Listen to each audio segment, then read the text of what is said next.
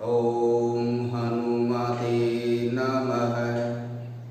प्रिय विद्यार्थियों, बदले जीवन धारा में आप सभी का स्वागत है। हम कथा, कहानियां, प्रसंग और अनुभव के साथ जीवन बदलने के लिए तत्पर हैं। तो आज हम एक बहुत ही अच्छे विषय पर चर्चा करेंगे और जिसकी प्रत्येक व्यक्ति को बड़ी जिज्ञासा होती है। प्रिय विद्यार्थियों, कई बार किसी विद्यार्थी और किसी व्यक्ति का हाथ देख लेते हैं तो उनके हाथ को देख करके रेखाएं बड़ी मुझे विचित्र लगती है और उन रेखाओं को देख करके कई बार टिप्पणी कर देता हूं। तो फिर दूसरे व्यक्ति भी ऐसा कहते हैं, गुरुजी आप हमारा भी देखिए, हमारा भी देखिए। कहने का मतलब प्रत्येक व्यक्ति अपने भविष्य के प्रति बड़ा जिज्ञासु होता है। वो अपनी हस्तरेखा के द्वारा अपने भविष्य को जानना चाहता है, ज्योतिष के माध्यम से जानना चाहता है। तो आज मैं आप किस प्रकार से अपनी हस्तरेखा को बदल सकते हैं। हस्तरेखा को बदला भी जा सकता है।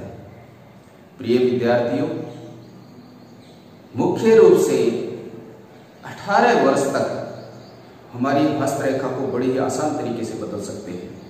उसके बाद में भी परिवर्तन हो सकता है, जिंदगी भर परिवर्तन हो सकता है हमारी हस्तरेखा में। ये एक बड़ा ही रोचक विषय है। इसके बारे में ज्योतिष विशेषज्ञ बहुत ही कम बताते हैं। मैंने अच्छी तरह ज्योतिष की पुस्तकों में अध्ययन करके ही ये पाया है कि वास्तव में ही हस्तरेखा को बदला जा सकता है। आप इस वीडियो के माध्यम से हस्तरेखा बदलने के जो तरीके हैं उसको आप बड़े ही आसान तरीके से समझ पाएंगे। तो हमारा मुख्य विषय कहानी, कथा और प्रसंग है। तो मैं कहानी, एक कथा के माध्यम से ही मैं आपको इसको अच्छी तरह स्पष्ट करना चाहूँगा कि हम हमारी हस्तरेखा को कैसे बदल सकते हैं। आप पूरे वीडियो को देखेंगे, पूरी कहानी को समझेंगे और इस कहानी के माध्यम से मैं मानता हूँ आप अच्छी तरह हस्तरेखा को चेंज करने का जो तरीका है वो आप आराम से सीख पाएंगे। प्रिय विद्यार्थियों, आज से लगभग 2500 वर्ष पहले की बात है।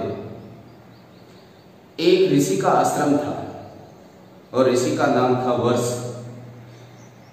उस ऋषि के आश्रम में बहुत सारे विद्यार्थी पढ़ते थे और ऋषि भी बहुत तकड़े पहुंचे हुए व्यक्ति थे। महान तपस्वी थे, महान ज्ञानी थे, सभी शास्त्रों में पारंगत थे और उनके विद्यार्थी भी बड़े ही उच्च कोटि के हुआ करते थे। तो उन्हीं विद्यार्थियों में एक विद्यार्थी था जो पढ़ने में बड़ा ही पिछड़ा हुआ था, जो अपनी ओर से प्रयास तो करता था किंतु वो गुरुजी को संतुष्ट नहीं कर पाता था। एक दिन गुरुजी उसे पूर्व दिन के पढ़ाए हुए विषय को पूछ रहे थे, वो नहीं बता पाया।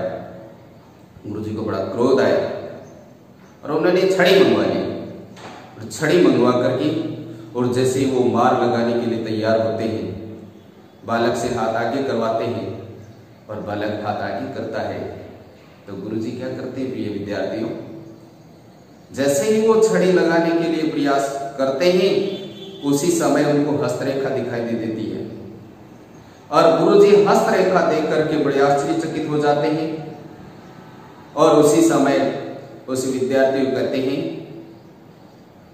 कि बेटे आज के बाद में मैं तुम्हारे को डांटूंगा नहीं और मैं आपकी पिटाई करूंगा।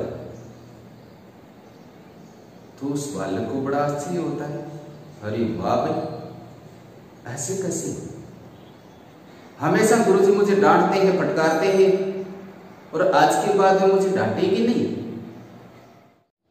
बालक सोचता जब गुरुजी डांटेंगे नहीं, मेरे को कुछ कहेंगे नहीं तो मैं आगे कैसे बढ़ पाऊंगा, इसका मतलब मैं नहीं पढ़ पाऊंगा। तो उन्होंने, उस बालक ने बड़े विनम्रता से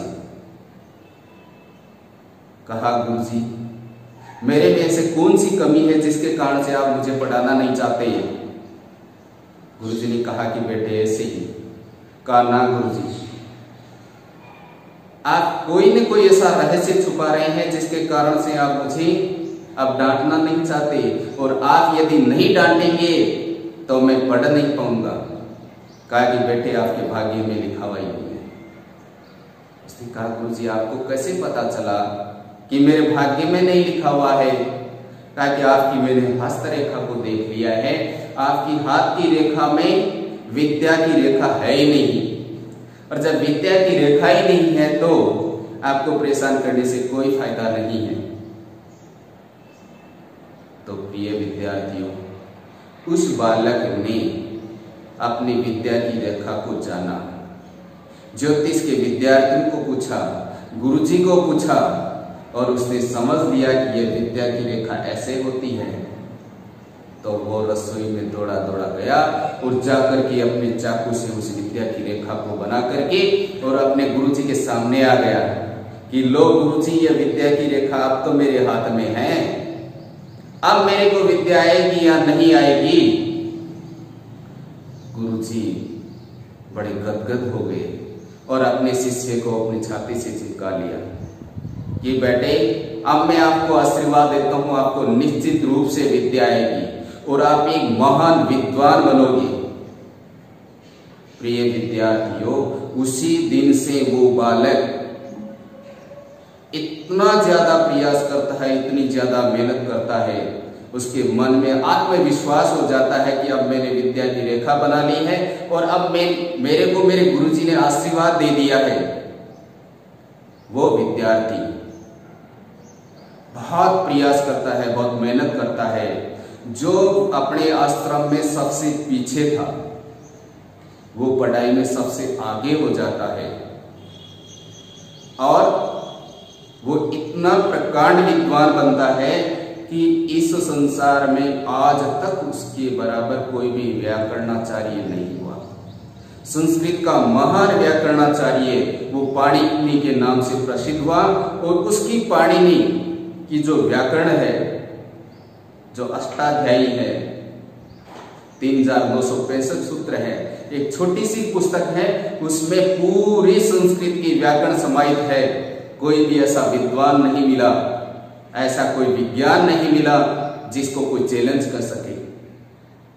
आज से 2500 वर्ष पहले किसी आश्रम में पढ़ने वाला बालक आज संपूर्ण विश्व में छाया हुआ है और संस्कृत साहित्य में, संस्कृत व्याकरण में उसके बराबर न तो कभी कोई ऐसा विद्वान हुआ और न ही ऐसा होने वाला है। तो इसलिए प्रिय विद्यार्थियों, अपनी हाथ की रेखा पाणिनि की तरह वो चाकू से नहीं बनानी है, हमें अपने कर्मों से बनानी है। आप अपने कर्म के प्रति, अपने पढ़ाई के प्रति पूरे तह दिल से लग जाइए। आपको कोई कहते हैं कि हाथ की रेखा में विद्या नहीं लिखी हुई है, आपके चेहरे पर नहीं लिखी हुई है, आपके दांतों में नहीं लिखी हुई है, आपके ग्रह नक्षत्र ठीक नहीं है, उसकी कभी चिंता मत कीजिए, आपके ग्रह नक्षत्र ठीक हो जाएंगे। जब आप पूरे लगन के साथ पढ़ाई करेंगे, पूरे लगन के साथ ज्ञान को अर्जन करने का प्रयास करेंगे, तो निश्चित रूप से आप जो चाहते हैं वो आपको फल मिलेगा।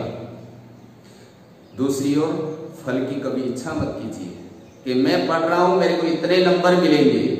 आप पढ़ेंगे, आप ज्ञान लेंगे तो आपको बहुत सारे नंबर मिलेंगे, नंबर आपके पीछे पीछे भागेंगे। तो इसलिए पूरी जी जान से आप पढ़ाई में लग जाइए, किसी भी प्रकार का बहाना मत कीजिए। आप गुरुजनों की तरफ मुंह मत ताकिए कि हमें वो गुरुजी पढ़ाएंगे और तभी हम पढ़ेंगे। आपके अंदर पूरी क्षमता है। मैं कहता हूं, जिसने लिखना पढ़ना सीख लिया, जिसने गिनती सीख ली, पहाड़े सीख लिए, जिसने ABCD सीख ली, वो चाहे जितना पढ़ सकता है, बिना किसी गुरुजी के भी पढ़ सकता है। इतनी क्षमता उस बालक में होती है। इसलिए किसी के आश्रित मत होइए कि अब हमारे विद्यालय नहीं खुल रहे, हम कैसे पढ़ेंगे। तो इसलिए प्रिय विद्यार्थियों, जी जान से अपनी पढ़ाई में लग जाइए और जिस दिन से आप अपनी पढ़ाई में लग जाएंगे, जिस दिन से आप अपने कार्य में लग जाएंगे, उसी दिन से आपके हाथ की रेखा बदल जाएगी, आपका जो भाग्य है वो बदल जाएगा। इसलिए पुरजोर आप प्रयास करेंगे, पूरे लगन के साथ प्रयास करेंगे, तो मैं आशा करता हूं कि आप अपनी हाथ की रेखा को बदल के रहेंगे। ऐसी मुझे पूरी आशा है। तो इसलिए यदि आपको मेरी कथा अच्छी लगती है, अच्छी लगी है, तो लाइक करेंगे, कमेंट करेंगे और अपने साथियों के साथ शेयर करेंगे, ऐसा मेरा अनुरोध है।